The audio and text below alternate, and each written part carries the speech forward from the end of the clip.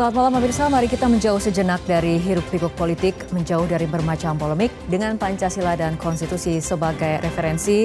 Kita berdiskusi untuk perbaikan negeri, membahas bermacam isu kebangsaan, bukan kepentingan pribadi kelompok atau golongan. Visi negarawan menjadi kanalisasi gagasan-gagasan luar biasa untuk memecahkan berbagai persoalan bangsa. Dan apa tema diskusi kita? Berikut rangkumannya. Janji secara bersama-sama yang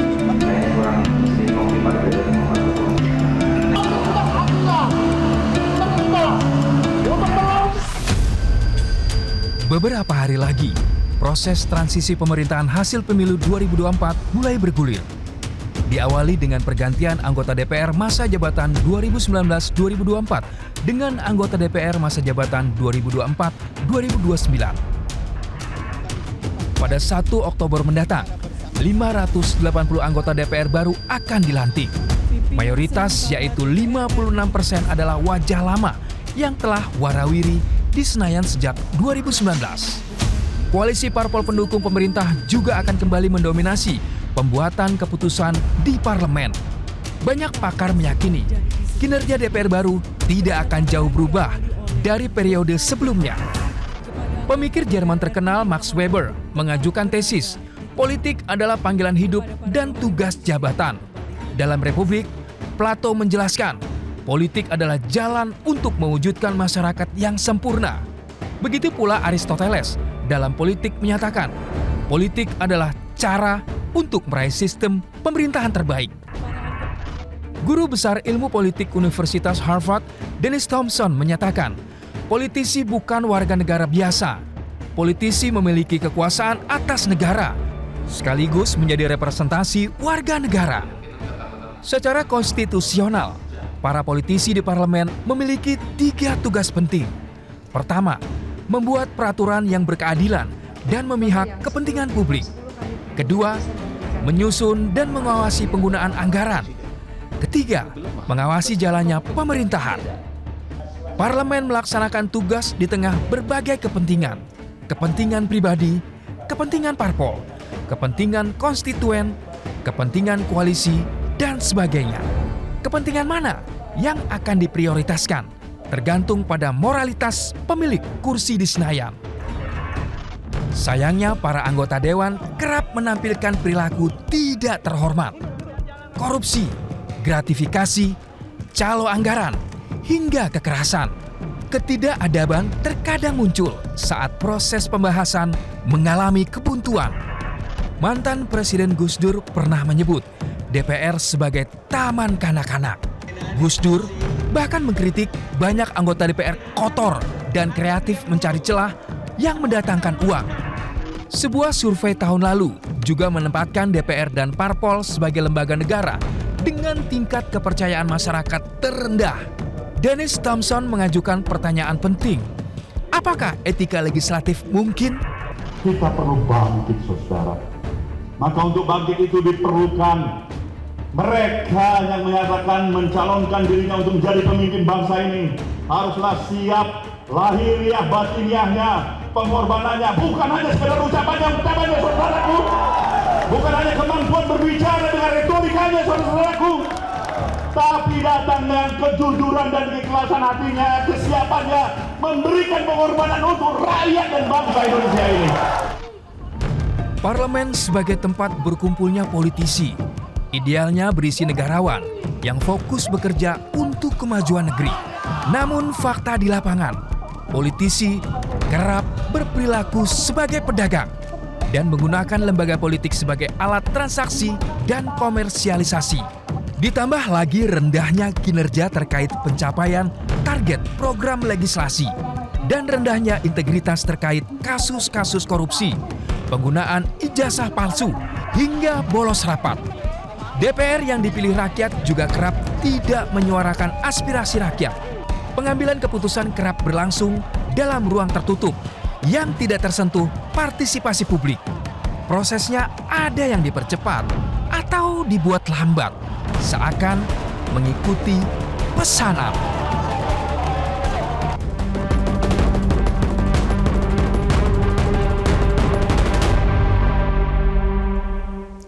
Pemirsa, Wakil Rakyat kumpulan orang hebat, jangan tidur waktu sidang soal rakyat. Itulah petikan lagu surat buat Wakil Rakyat yang mengkritisi perilaku anggota DPR di era Orde Baru. Tidur di saat rapat menjadi tukang stempel kebijakan penguasa adalah potret DPR di masa lalu. Lebih seperempat gerakan reformasi berlalu, apakah anggota DPR menunjukkan perbaikan perilaku? Direktur Pusat Media dan Demokrasi LP3S menyatakan DPR saat ini merupakan parlemen paling hening sepanjang era reformasi. Kasus korupsi, gratifikasi, calo anggaran, calo proyek, hingga calo kuota berulang kali menjerat para wakil kita. Kinerja DPR juga terus disoroti karena tidak pernah mencapai target legislasi. Bahkan rendahnya kualitas legislasi membuat ada yang divonis konstitusional bersyarat oleh Mahkamah Konstitusi. Potret buram DPR diperparah dengan konfigurasi politik yang melemahkan posisi legislatif terhadap eksekutif. Walau dipilih rakyat jelata, DPR justru kerap dinilai melayani penguasa. Padahal tata negara kita menganut prinsip trias politika. Sebuah artikel oleh pejabat UNDP bernama Frank Filner mengungkapkan DPR periode 2019-2024 aktif mendukung rezim otokrasi hukum. Guru Besar Ilmu Politik Universitas Harvard, Dennis Thompson menyatakan politisi bukan warga negara biasa. Politisi memiliki kekuasaan atas negara sekaligus menjadi representasi warga negara. Dennis mengajukan pertanyaan penting, apakah etika legislatif mungkin? Harapan baru DPR baru adalah tema diskusi kita untuk pekan ini. Kita akan langsung berbincang bersama Guru Besar Antropologi Profesor Dr. Semiarto Aji Purwanto. Selamat malam Prof. Aji, apa kabarnya malam hari ini? Kabar baik. Oke, dan kita juga akan berbincang bersama Dekan FEB UI Bapak Teguh Dartanto PhD. Selamat malam Pak Teguh. Selamat malam. Terima kasih telah hadir di Studio Metro TV, dan juga kita akan membahas mengenai topik kita untuk malam hari ini dengan pakar komunikasi politik Dr. Henry Satrio. Mas Hensat, selamat malam, apa kabarnya? Selamat malam Mbak Lara, selamat malam Prof. Selamat malam semuanya. Oke, Bapak-Bapak, kita akan memulai perbincangan, tapi sebelumnya kita ikuti jeda berikut terlebih dahulu.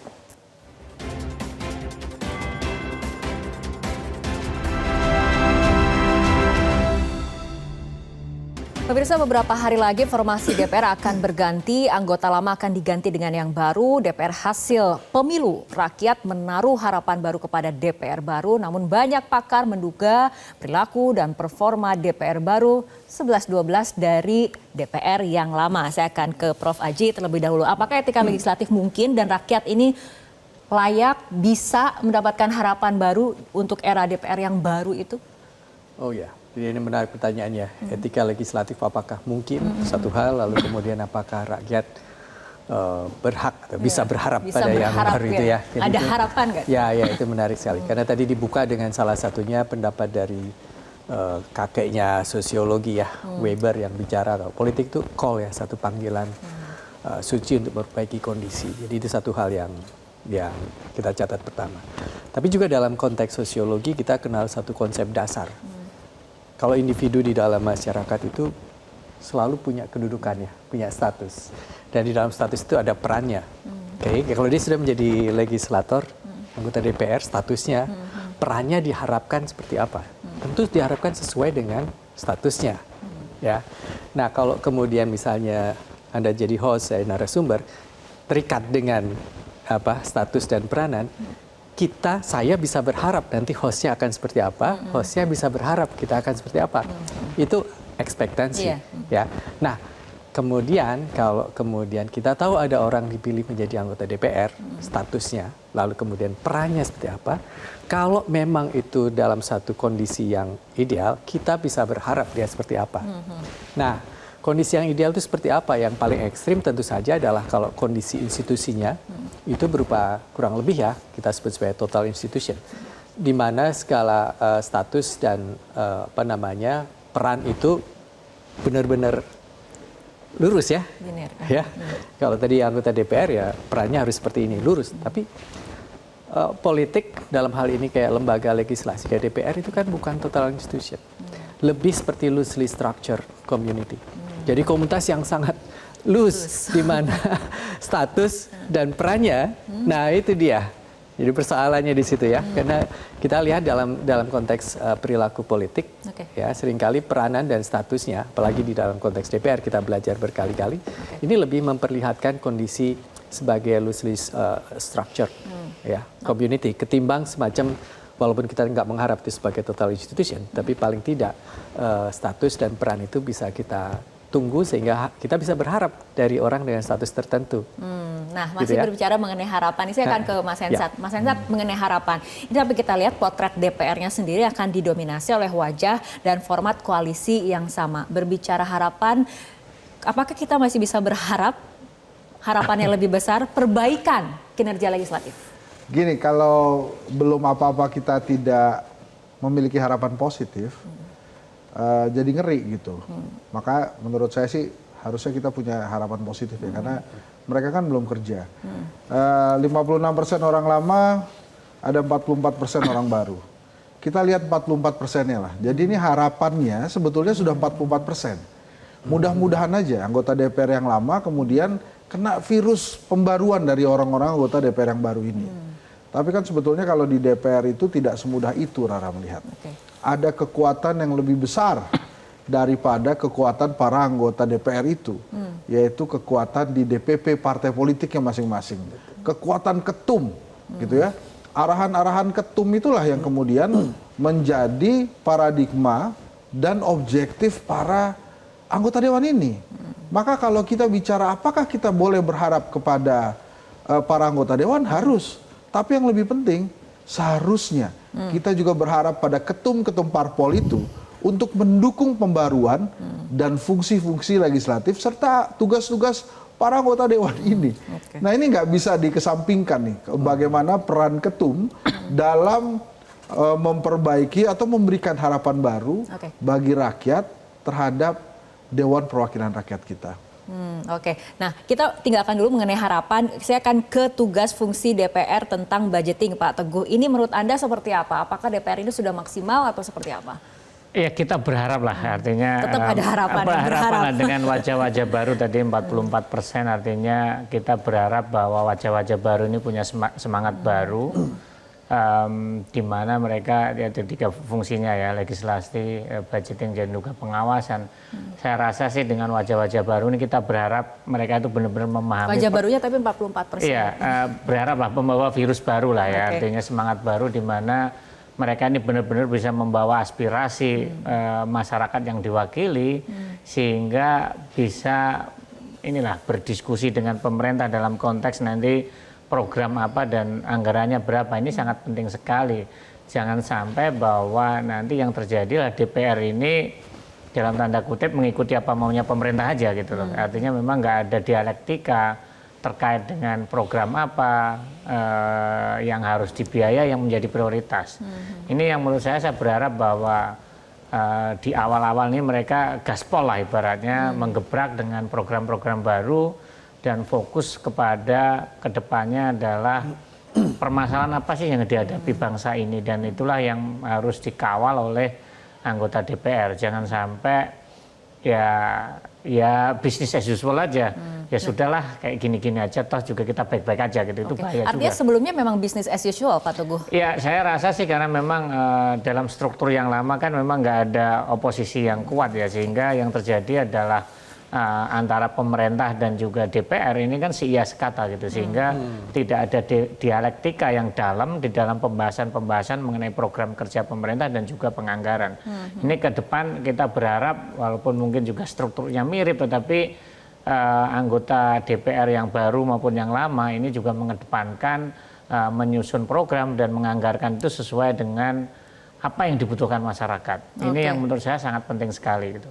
Mengenai masyarakat dan Dewan Perwakilan Rakyat, kita punya jejak pendapat sederhana dengan pertanyaan mengenai apakah DPR sudah mewakili kepentingan Anda? 85% menyatakan belum. Ini 85% loh menyatakan belumnya. Kita akan ke Pak Teguh kembali karena kita akan berbicara mengenai fiskal, subsidi, stimulus atau apapun yang dikerjakan oleh DPR dari segi anggaran dan seperti itu.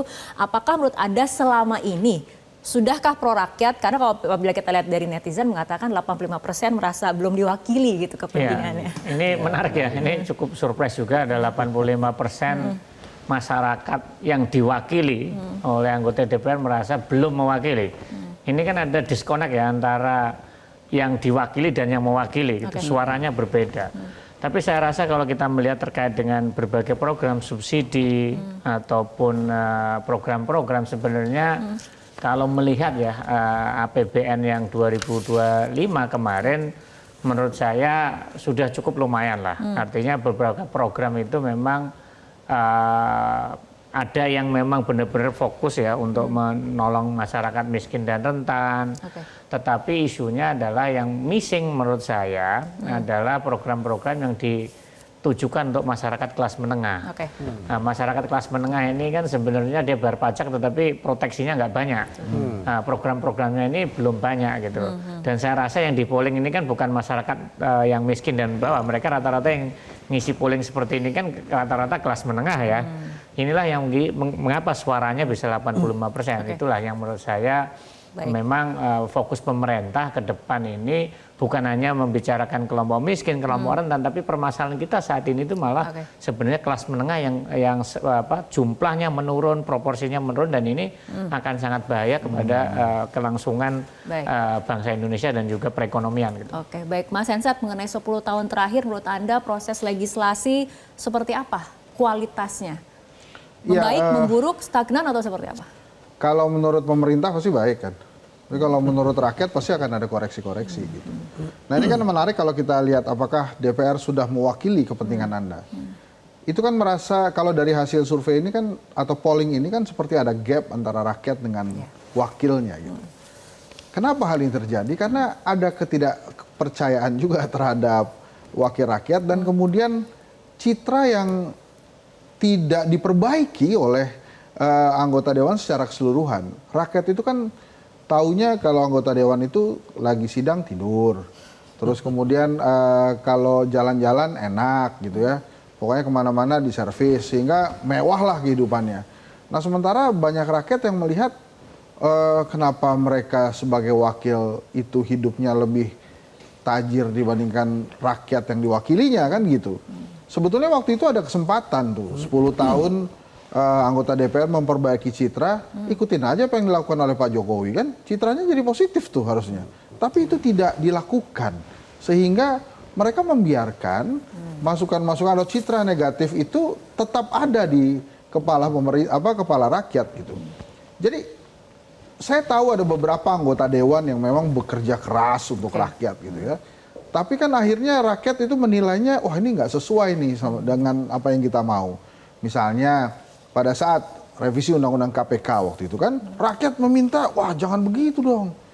Ini harusnya segera diperbaiki sehingga KPK bisa lebih kuat dan lain-lain. Kemudian revisi KUHP, kemudian ada Undang-Undang IKN dan lain-lain ya. Kan rakyat juga melihatnya, wah ini sangat pro ke pemerintah nih.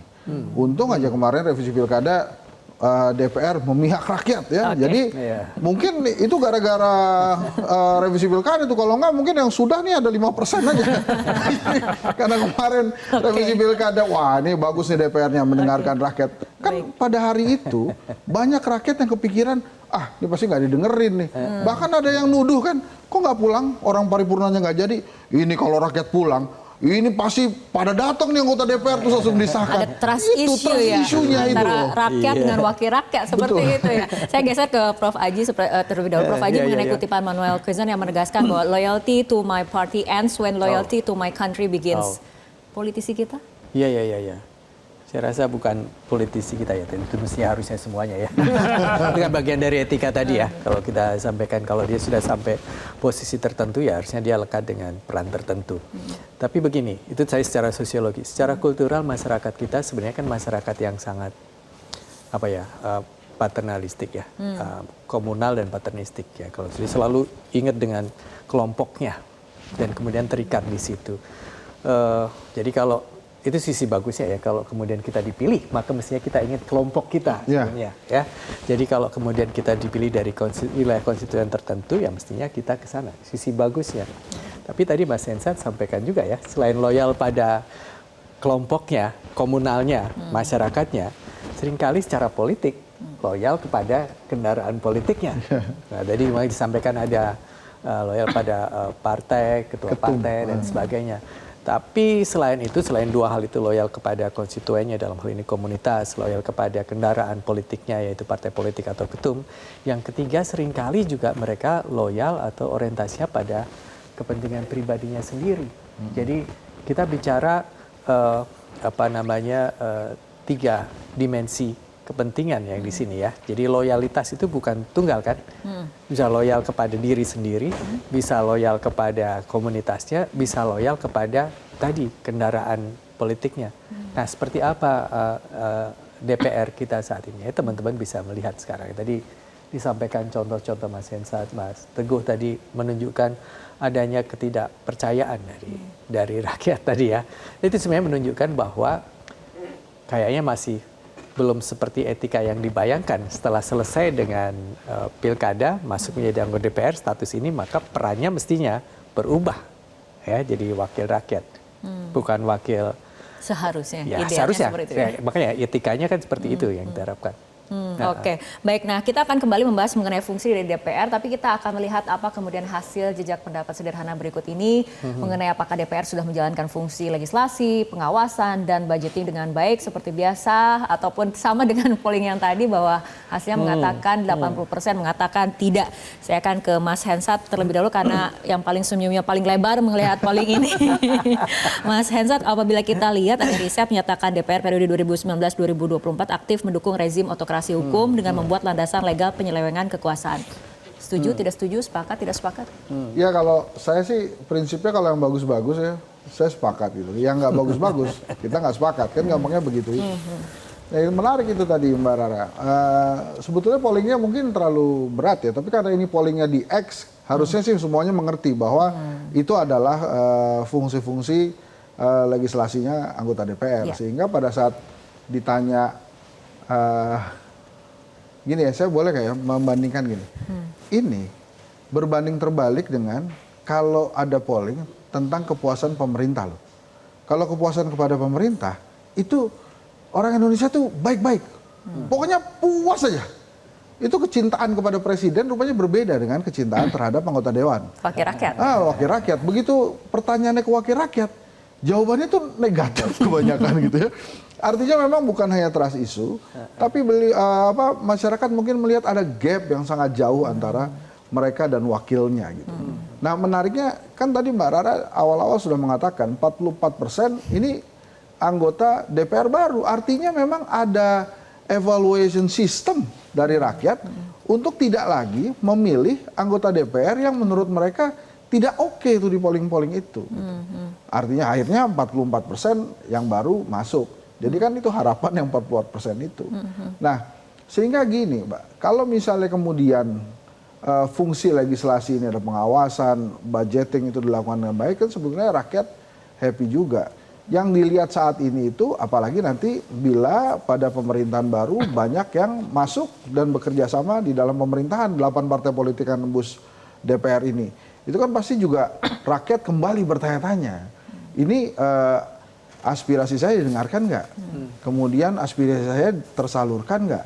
Jadi hal-hal itu sebetulnya menjadi pekerjaan rumah para anggota dewan kita gitu ya. Walaupun di dalam sistem kita ada DPR dan ada juga DPD yang seharusnya tidak perlu patuh kepada ketum parpolnya, yang harusnya bisa mengedepankan aspirasi rakyat lebih banyak. Tapi ya itulah tadi gitu, DPD-nya nggak kelihatan dibandingkan DPR-nya. Sedangkan begitu DPR kita ditanya, rakyat bertanya, atau rakyat ditanya, gimana sih sebetulnya kualitas DPR kita, Anda sudah diwakili atau belum? Bagaimana fungsi-fungsinya? Jawabannya begini, kira-kira. Oke, baik. Pak Teguh gimana? Ada tanggapan? Kita mulai dulu dari hasil polling deh, mengenai fungsi ini. Iya, artinya memang itu tadi saya setuju dengan Mas Henry bahwa memang antara harapan dengan kenyataan itu masih ada gap ya. Artinya ekspektasi dari masyarakat atau warga yang diwakili ini kan sebenarnya cukup tinggi ya. Berharap bahwa DPR ini perannya lebih aktif, lebih memperjuangkan lah, dalam arti memperjuangkan kepentingan yang masyarakat yang diwakili gitu. mungkin selama ini mereka memperjuangkan, tapi ya proporsi yang diperjuangkannya berapa tuh tadi. Karena kan memang ada kepentingan sendiri, kepentingan partai, kepentingan koalisi dan macam-macam. Inilah yang menurut saya menjadi PR juga untuk ke depan, dan ini kita berharap lah, artinya yang baru-baru ini punya spirit yang berbeda, dan kita berharap, saya belum melihat komposisinya, kalau mungkin dari usianya mungkin generasi yang lebih secara usia lebih muda, lebih ini kan kita berharap lebih progresif lah. Memang ini cukup aneh ya, kalau kepuasan presiden itu tinggi sekali. Ini kan kayak kebalik ya. Iya, kayak kebalik persis. Yang presidennya 80, ininya 20. Sekarang ini kan kebalikannya aja gitu loh.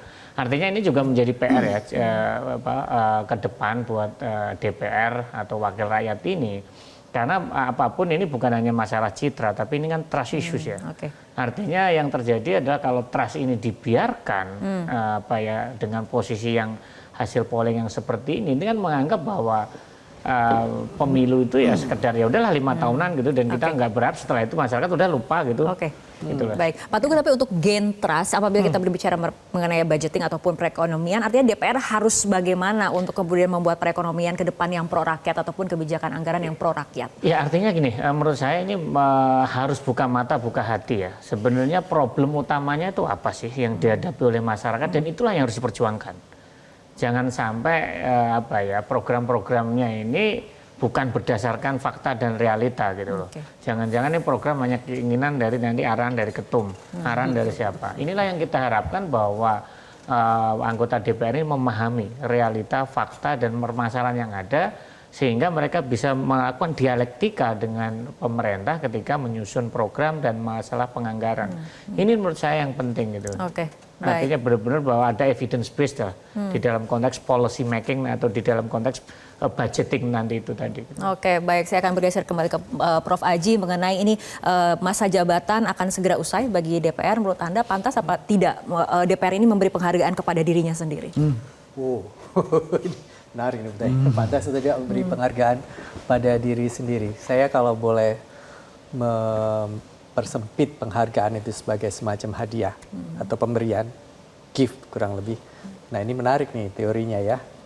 Jadi diposisikan sebagai guru besar sih. Tapi teorinya begini, kalau gift itu di dalam masyarakat selalu sifatnya bukan pemberian dari satu pihak ke pihak yang satunya belaka, tapi selalu ada exchange, selalu ada pertukaran.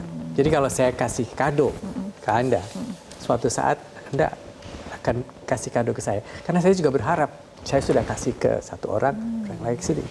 Karenanya dalam teori seperti ini, yang namanya penghargaan, apresiasi atau kado diharapkan berasal dari orang lain.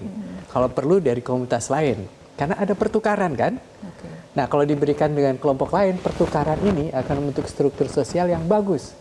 Bayangkan kalau saya berikan kado kepada anggota keluarga saya hanya akan menerima kembaliannya dari anak, istri, saudara-saudara saya. Lingkupnya di situ saja. Ya, artinya tidak memperluas strukturnya tadi, tidak jalan. Lebih repot lagi kalau kemudian kita bicara kado kepada saya sendiri. Saya punya perusahaan, anak-anak buah saya kasih kado pada saya, lalu saya kasih kado pada anak buah saya gitu misalnya ya. Itu kan bulatnya di situ aja. Jadi dalam konteks ini, kalau kita bicara apresiasi atau penghargaan, tentu saja yang kita harap itu memperluas cakrawala kita, memperluas horizon kita, dan kemudian melibatkan lebih banyak orang. Tetapi ini kan pendapat klasik ya, pendapat klasik. Pendapat yang sekarang ini, apalagi anak-anak muda sekarang ini sangat senang dengan istilah, karena mulai individualisasinya tinggi ya. Jadi kapan sih kita memberikan self reward kepada diri kita sendiri. Nah ini ya, seringkali kan bilang jangan bekerja terlalu keras, kasih dirimu istirahat, kasih dirimu hadiah, kasih sesuatu yang untuk memuaskan diri. Jadi itu bagian dari aktualisasi diri yang sesungguhnya di dalam konteks masyarakat kita sekarang juga sebaiknya kita ingat pada diri kita sendiri. Hati-hati yang tadi sampai ingat pada diri sendiri kesannya negatif ya. Tapi dalam konteks lain seringkali orang bekerja keras sehingga lupa pada kondisinya sendiri, itu juga nggak seharusnya dilakukan seperti itu. Karenanya give to ourselves, hadiah kepada kita sendiri dalam konteks itu menjadi mungkin. Ya. Tetapi kalau kita bicara apakah tadi pantas, layak atau tidak kalau satu lembaga memberikan apresiasi hadiah pada diri sendiri. Nah, sekali lagi saya kembalikan pada dua pendekatan itu ya. Apakah kita memang mau memperluas cakupannya komunitas atau dalam konteks sedang menghargai diri kita sendiri karena kita memang pantas untuk diberi penghargaan sesudah bekerja keras, sudah bekerja sesuai dengan statusnya setelah berperan seperti itu. Kurang lebih itu. Oke, baik Bapak-bapak, kita akan lanjutkan kembali perbincangan tapi kita ikuti jeda berikut terlebih dahulu.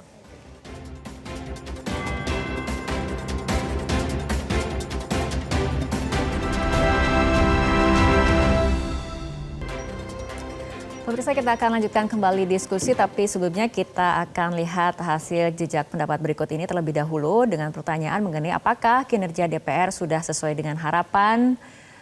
Hasilnya 87% mengatakan belum sesuai dengan harapan. Mas Hensat, ini kita lihat lagi hasil polling yang kurang lebih sama dengan polling sebelumnya seperti itu. Apabila kita lihat dari Gus Dur sendiri pernah mengkritik DPR seperti taman kanak-kanak. Bukankah sebetulnya DPR ini mestinya isinya politisi yang sudah ditempa oleh kaderisasi, kontestasi, seperti itu Mas Hensat? Gini, itu sih betul ya. Tapi kalau kita lihat dari hasil polling ini, sebetulnya kan ini ada perbedaan harapan nih antara rakyat dengan DPR. Jadi menurut saya ada perbedaan prolegnas antara DPR dengan rakyat gitu. Mungkin rakyat inginnya hal-hal yang ada kaitannya dengan perut mereka gitu misalnya. Apakah ada undang-undang supaya sembako tetap murah di Indonesia gitu. Apakah ada undang-undang supaya mereka bisa kerja dengan enak. Kan akhirnya munculnya cipta kerja gitu. Bukan itu lagi. Jadi ada perbedaan harapan yang sangat signifikan antara wakilnya dengan rakyat yang sesungguhnya, maka hasilnya begini. Begitu ditanya kinerja sudah sesuai harapan belum? Belum. Kenapa? Karena harapan saya kan belum keluar gini loh. Kalau di bagian hasil survei, termasuk surveinya Kedai Kopi misalnya, ditanya itu permasalahan Anda apa gitu. Itu kebanyakan kan ekonomi keluarga. Kemudian ada lagi lapangan kerja gitu ya. Nah dijawabnya oleh DPR berbeda lagi gitu. Misalnya ada revisi pilkada, undang-undang pilkada. Rakyat tuh lah, ini saya lapar kok. Tiba-tiba ini DPR-nya sibuk sama pilkada misalnya. Jadi memang kita nggak bisa nyalain rakyat bahwa rakyat tuh nggak ngerti gitu ya. Kenapa sih rakyat tuh terlalu egois untuk mikirin perutnya aja? Karena mungkin harapannya itu. Kan kita bernegara gimana caranya kita bisa hidup lebih enak kan, lebih sejahtera. Tapi kan berbeda dengan elit-elit politik ini. Kalau kita ambil teorinya Karl Marx lah ya, elit politik itu kan berdasarkan posisi, berdasarkan reputasi, sama berdasarkan pengaruh. Posisi itu ya posisinya mereka, jabatan, reputasi ini bagaimana punya integritasnya mereka, sementara pengaruhnya itu gimana. Sementara rakyat kan nggak punya level-level begitu, rakyatnya rakyat aja. Tapi sekarang sih memang agak berubah, rakyat yang tajir banget dengan rakyat yang ya begini-begini aja gitu. Nah, kalau yang 13% ini merasa puas, mungkin ini adalah rakyat yang dengan baik ya itu dikunjungi para anggota DPR pada saat reses misalnya. Jadi si anggota DPR-nya datang, Bu, mau saya bantu apa? Nah, dia bilang tuh, ini kelihatannya pupuk perlu ditambah nih Pak. Nah, dia pergi tuh ke Dewan, kemudian ini masukin dong prolegnas tentang pupuk gitu. Tapi mostly menurut saya kalau kita lihat dari polling ini hasilnya, harapannya DPR itu apa, harapannya rakyat itu apa. Jadi ada perbedaan. Nah ini makanya ada teori juga komunikasi dari John Hopkins University. Ini cocok nih buat anggota DPR nih. Listen to learn and learn to listen. Nah, kalau udah begitu, mestinya mereka lebih banyak mendengar rakyat, kemudian menyampaikan itu. Versi Mas Hensat, Prof. Aji, ada perbedaan harapan antara rakyat dengan wakil rakyat yang terjadi saat ini, seperti itu tanggapannya? Iya, jelas. Tadi kalau seperti yang saya sampaikan tadi, ketika kita berada dalam posisi tertentu, orang berharap. Nah, kemudian kalau harapan ini di-share, dibagikan ke banyak orang, maka ini menjadi harapan sosial sebenarnya, bukan harapan pribadi. Nah, itu dia. Nah, social ekspektansi, harapan atau keinginan orang banyak, bukan cuma individual. Nah ini yang persoalannya mengelola harapan orang banyak itu seperti apa. Jadi Mas Hensat sampaikan kan, kalau pasti kunjungi ya mungkin dia akan sesuai, tapi ini orang banyak apa ya bisa dikunjungi semua. Nah kita nggak bisa bicara statistik dalam hal ini berapa persen yang sudah dikunjungi, berapa persen yang tidak. Tapi mungkin kita bisa bicara yang lebih ukuran-ukuran yang lebih kualitatif ya, bukan ukuran tapi statement yang lebih kualitatif. Misalnya ya, apakah satu kunjungan, apakah satu treatment tertentu kepada konstituennya itu bermakna atau tidak untuk konstituennya. Kalau itu dianggap tidak punya makna, ya hilang aja sudah. Ya, jadi sudah ada gap antara harapan rakyat dan apa namanya yang dilakukan oleh anggota dewan. Jadi saya rasa anggota dewan diharapkan ya secara kualitatif juga melakukan satu kerja-kerja yang kemudian dinilai punya makna kepada konstituen. Nah kalau selama ini nggak ada maknanya buat kami, buat kita, ya itu tadi gapnya ada gap ya antara rakyat dan ada perbedaan harapan juga kali ya. Mungkin anggota dewan juga, kalau rakyat kan harapannya kepada anggota dewan untuk memenuhi harapannya. Sementara anggota dewan kalau merasa harapan ketum parpolnya sudah sesuai, wah ini sudah selesai saya Pak, gitu makanya. Itu tadi ya. Saya pikir tadi kan anggota dewan sudah diberi kewenangan ya, harusnya dia yang harus lebih banyak memberi. Gitu. Oke, kita beralih ke situasi yang berbeda sedikit, Pak Teguh, mengenai adanya calo anggaran, calo proyek seperti itu. Ini kenapa bisa terjadi? Titik lemahnya ada di mana? Ya, Pak Teguh lah. Ya, isu ini kan sebenarnya ini kan kalau di dalam bahasa ekonomi kan ada namanya rent seeking behavior ya, artinya pemburu rente ya, artinya bagaimanapun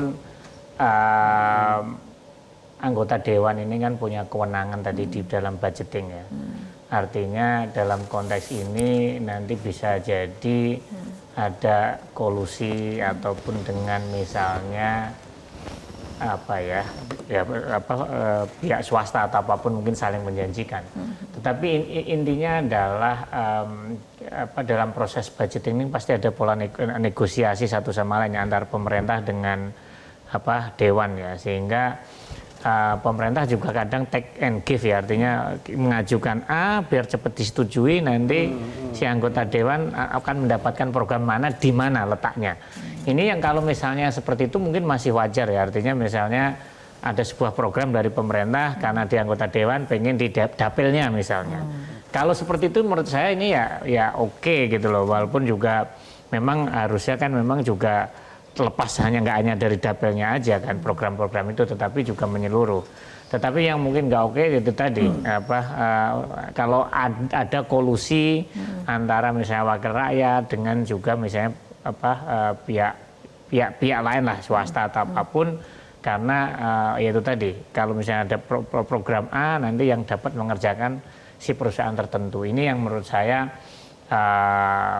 yang nggak boleh. Tetapi isu ini mungkin nggak bisa dipungkiri karena orang punya kekuasaan dan kekuasaan itu kan ada harganya gitu.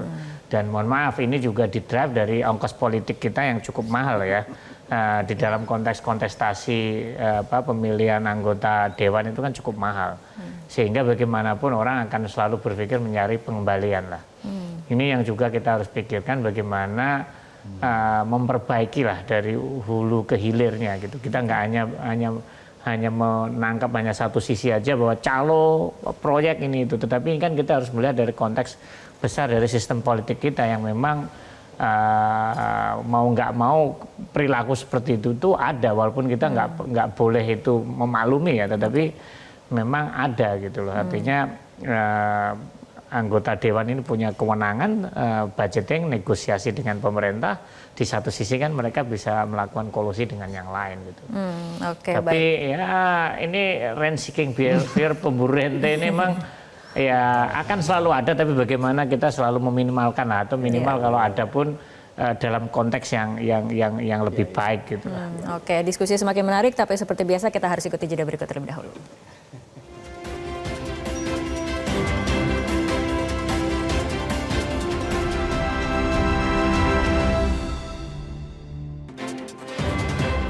Pemirsa, kita akan lanjutkan kembali diskusi dan kita akan kembali melihat hasil jejak pendapat sederhana berikut ini mengenai apakah koalisi parpol di DPR positif untuk rakyat. 81% lagi-lagi mengatakan tidak, yang mengatakan iya hanya 19%. Kita kembali akan meminta komentar dari Mas Hensa. Gimana nih Mas? Ya kan jelek lagi tuh. Mungkin sekali-sekali pollingnya diganti gitu. Jawaban terbuka. Menurut Anda apa yang bagus dari DPR gitu aja. Karena hal-halnya selalu negatif gitu. Jadi memang ada citra yang gagal diartifisialkan gitu. Jadi artinya citra buruknya ini nggak bisa ditutupi dengan kenyataan lain gitu.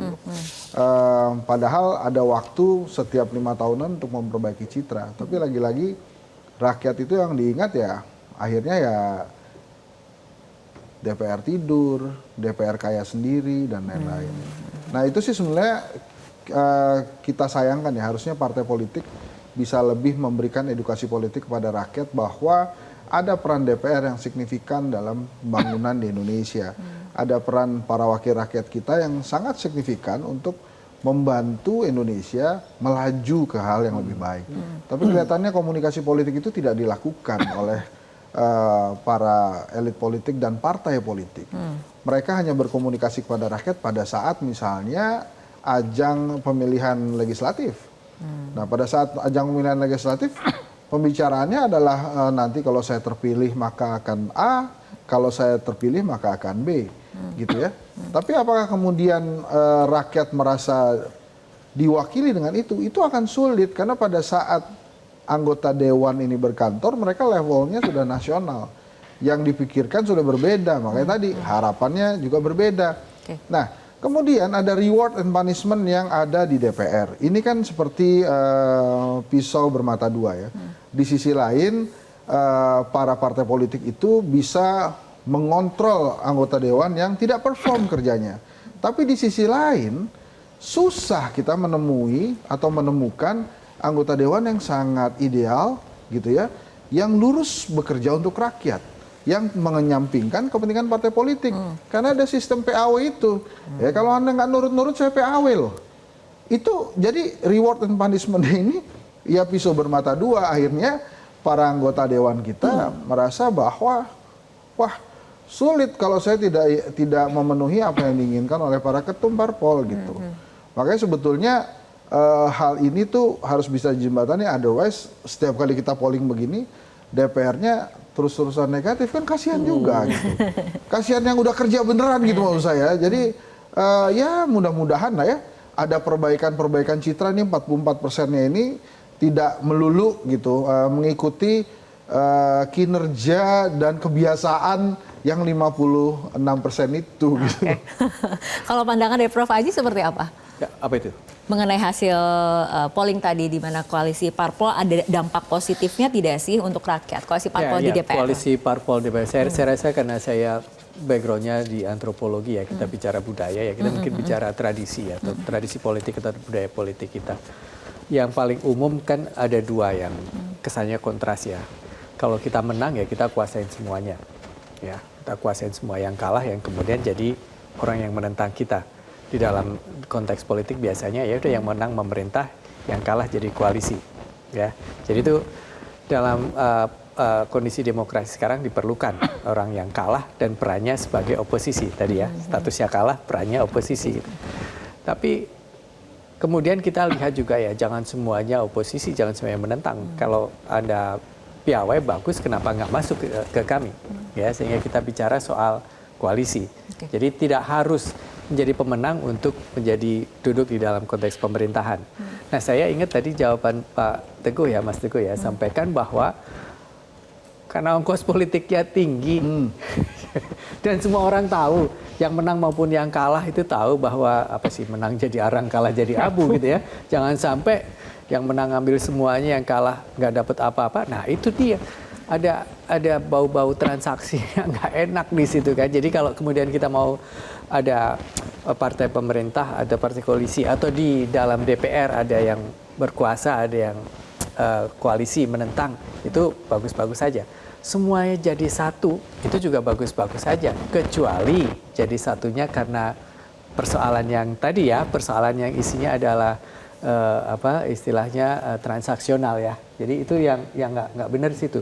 Karena kalau isinya koalisi sama yang berkuasa terus-menerus dan ini tidak di manage dengan baik, ya artinya ribut terus, bertengkar terus, nggak bagus juga kan. Tapi kalau kemudian anteng-anteng terus, semuanya dapat, nah curiga juga, jangan-jangan ini nggak jalan mekanisme checks and balance-nya ya, karena tadi ada transaksinya. Oke, baik. Pak Teguh, tanggapannya seperti apa? Iya, menurut saya sih tadi setuju dengan disampaikan Prof. Haji bahwa berkoalisi semua, nggak ada yang di luar juga nggak bagus gitu. Menurut saya harus ada balance ya, artinya memang juga kita juga pengen ada yang di luar lah, di luar partai pemerintah sehingga bisa melakukan check and balances. Tetapi juga kita berharap oposisi yang produktif itu, bukan oposisi yang berisik gitu loh. Artinya juga bukan hanya asal tidak setuju juga gitu loh. Yang menurut saya ini yang kadang terjadi kalau oposisi itu oposisi berisik, bukan oposisi produktif gitu. Artinya ya asal berbeda aja, ini kan nggak benar juga gitu. Artinya kita berharap, tetap aja saya berharap ke depan ini masih ada yang di luar yang bisa menyuarakan lah untuk memberikan wacana dan pandangan berbeda dari apa yang diusulkan pemerintah gitu. Kalau misalnya cuma semuanya jadi satu, nanti yang terjadi adalah semuanya akan distempel tanpa ada dialektika dan dinamika di dalam gitu. Apa benar-benar mengulas program-program, apakah ini tepat sasaran, budgetingnya benar atau enggak gitu. Menurut saya tetap dibutuhkan ya, ada yang memang berkoalisi, ada yang memang ada yang di luar yang memang itu bagian dari untuk check balances agar jalan gitu. Tapi kita yang berharap yang di luar, tapi sekali lagi saya tegaskan yang di luar atau yang jadi oposisi di parlemen itu atau di DPR juga oposisi yang produktif itu, atau dengan rasional, bukan hanya oposisi yang berisik asal berbeda. Ini juga menurut saya nggak bagus juga. Oke, baik Mas Hensat, kembali ke internal DPR sendiri. Kode etik di DPR ini sebetulnya sudah cukup komprehensif, dan posisi MKD sendiri apakah sudah efektif? Nah ini MKD ini kan sebetulnya mengadili teman-teman ya. Jadi artinya pada saat seseorang masuk di MKD itu sangat mungkin ada komunikasi politik sebelum itu gitu ya. Tapi kalau kemudian komunikasi politik itu gagal, maka barulah kemudian masuk di MKD. Sebetulnya sistem yang ada di DPR itu sudah baik ya, hanya memang citranya saya yang perlu diperbaiki. Ini kata Sultan Najamuddin ya, dia bilang tuh demokrasi di Indonesia itu perlu green demokrasi, ada harapan dan keseimbangan. Nah ini menarik sebetulnya dalam rangka penerapan etika itu. Jadi kalau kemudian si green demokrasinya si Sultan ini bisa dilaksanakan, sebetulnya akan ada perbaikan-perbaikan signifikan di citra para anggota dewan kita. Nah itu tadi, masalahnya adalah ini kan politik. Tadi Prof. Adi mengatakan demikian, Mas Teguh juga mengatakan demikian, bahwa perpolitikan di dalam itu tidak sama dengan apa yang kita lihat di luar gitu ya. Mereka mungkin kalau diundang oleh Mbak Rara ke TV bisa saling berdebat, tapi begitu selesai dari sini kan mereka janjian lagi makan bakso gitu ya. Jadi artinya perpolitikan riang gembira itu terjadi di antara mereka gitu maksud saya. Jadi ya itulah harapan baru sih harus kita letakkan ke anggota dewan. Dengan ada MKD itu sebenarnya sebuah sistem yang baik. MKD juga sudah berhasil memperbaiki citra dan etika beberapa anggota dewan, walaupun banyak juga yang diselesaikan dengan hubungan pertemanan gitu ya, yang artinya memang akhirnya dia selesaikan biasa saja. Nah, sebetulnya reward and punishment-nya mesti diperbaiki, itu yang pertama. Kemudian yang kedua, ketum parpol ini harus memiliki harapan yang sama dengan rakyat. Sehingga pada saat mereka memberikan masukan-masukan kepada anggota dewan, itu nggak jauh-jauh dari harapan rakyat. Dari harapan gitu. Rakyat. Jadi tidak ada gap seperti itu ya. Ada gapnya, dan akhirnya kan kalau rakyatnya senang, citranya lama-lama bagus deh. Oke, baik Bapak-Bapak, kita harapkan diskusi kita untuk malam hari ini bisa menjadi masukan baru bagi DPR baru agar dapat memenuhi harapan baru dari para rakyat seperti itu ya. Baik, terima kasih Bapak-Bapak telah berbincang bersama kami malam hari ini. Pemirsa, diawali pelantikan anggota DPR periode 2024-2029 pada 1 Oktober, transisi pemerintahan hasil pemilu akan membuka lembaran baru. Pemilu 2024 menelan anggaran 71 triliun rupiah. Pesta demokrasi hanya menghamburkan uang negara jika hasilnya adalah wakil rakyat bermental paduan suara. Bila para politisi di Senayan tunduk pada perintah ketua umumnya, lalu apa jadinya saat pimpinan parpol berada di bawah telunjuk penguasa? Ignaz Kleden menulis kecenderungan kekuasaan untuk memperkuat diri melebihi kemampuan untuk membatasi diri dan kecenderungan kekuasaan untuk membenarkan diri juga melebihi kemampuan mengkritik dan mengawasi sendiri. Selain memicu penyalahgunaan kewenangan, rendahnya integritas pejabat publik akan merusak pembangunan SDM bangsa kita. Pejabat publik adalah elit yang wajib memberi keteladanan. Habis oblas dalam bahasa Prancis, ingar sosung tulodo dalam bahasa Jawa. Tentu kita berharap yang terbaik pada DPR baru. Semoga mereka bekerja sesuai mandatnya, yaitu mewakili kepentingan rakyat jelata dan tidak terpuruk sebagai pelayan penguasa. Saya Fitri Mediantara, terima kasih atas perhatian Anda. Selamat malam, sampai jumpa.